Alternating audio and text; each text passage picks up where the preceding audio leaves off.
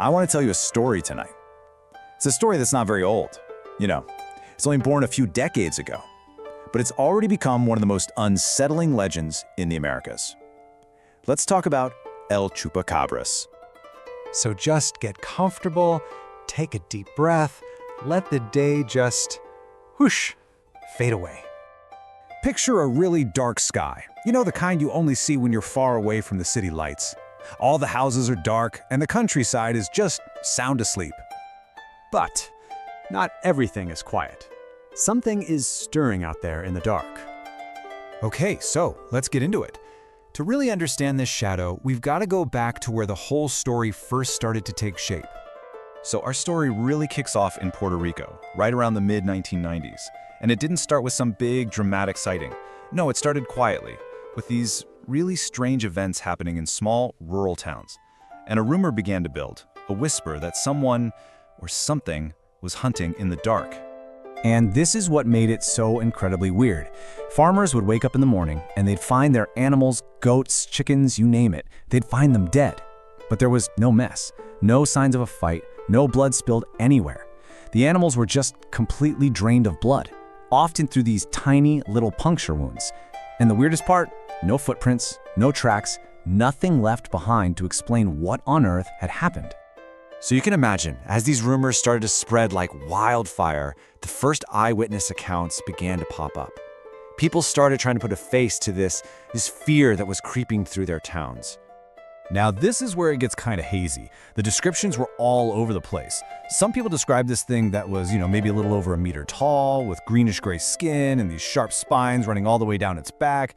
Others said it hopped around on two legs, kind of like a kangaroo, while some swore it moved on all fours like a predator. But the one thing they all seemed to mention, its eyes. They were always described as large and glowing a deep, menacing red. But here's the thing that really gets me. Despite all those different details, every single person who claimed to see it, they all agreed on this one thing. It looked like nothing they had ever seen before. It wasn't a dog, it wasn't a coyote, it was something else. A silent shadow that could move through a farm without leaving a single trace. Well, a story this strange wasn't going to stay put for long. What started as a local Puerto Rican mystery, it started to travel fast. Before long, almost identical stories started popping up in Mexico, then the southern US, and then way down south in places like Chile, Colombia, and Argentina. It was almost like this thing was on the move. And in each new place, the story would change a little bit, adapting to the local beliefs. But the core of it, this stealthy, blood-draining predator, that part always stayed the same. So naturally, when you have a mystery like this, with zero clear answers, people are going to try to find them. Theories started coming from everywhere, each one trying to explain away this shadow in the night. And these four theories, they pretty much cover all the bases. First, you've got the hopefuls, who think it's just an animal we haven't discovered yet.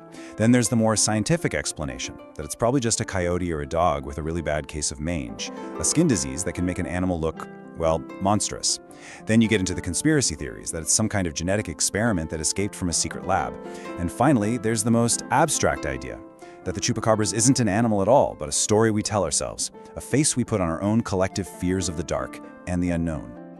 But when you peel back all the theories and all the descriptions, maybe the most chilling part of this whole legend isn't the creature. It's the feeling, the atmosphere that seems to hang in the air whenever someone claims to see it.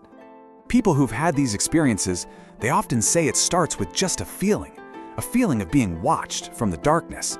It's always on one of those super quiet nights, And then, all of a sudden, an even deeper silence falls over everything. It's like the whole world just holds its breath. A heavy, waiting quiet, right before it appears. So we have to ask, right? After all the stories, all the reports, all the late-night fears, is it real? And the simple, honest truth is, nobody knows for sure. 0. That's the number of confirmed, actual specimens that have ever been captured. There's no body, no crystal clear photograph. There is absolutely no definitive proof that science can point to and say, there, that's it. And yet, the stories keep coming. The reports of animals found under these exact same strange circumstances, they still happen today. And so, as you're lying there, about to drift off to sleep, think about that. Maybe the Chupacabras is a real creature, Or maybe it's just a story we tell to explain the bumps in the night. But what its story reminds us is that the night always keeps its secrets. And not every shadow that moves in the darkness has an easy explanation. Sleep well.